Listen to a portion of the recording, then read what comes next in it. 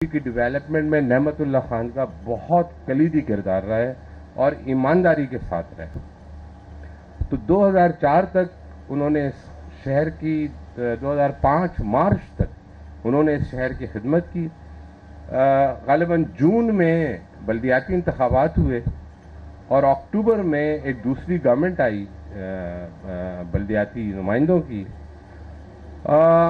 میرے حساب سے جس پیس کے ساتھ نعمت اللہ خان صاحب نے اس کراچی کی ڈیولپمنٹ کو شروع کیا تھا، اس 2005 میں آنے والی گورنمنٹ نے ٹو بی ویری فرینک آج میں یہ کہنے پہ مجبور ہوں کیونکہ آج یہ سلسلہ دوبارہ سے شروع کیا گیا ہے، اس پوری ویژن کو، اس پروسیس کو مایوس کیا.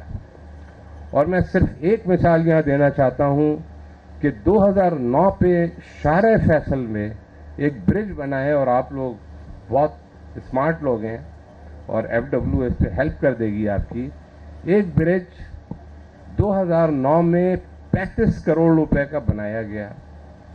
اسی اسپیسیفیکیشن کا اسی روڈ پہ تھوڑے سے فاصلے پہ اتنا ہی بڑا، اتنی لینتھ اینڈ بریتھ کا برج 2012 میں بنایا گیا ہے پیپلز پارٹی کے دور میں، اور وہ 28 کروڑ روپے کا بنایا گیا.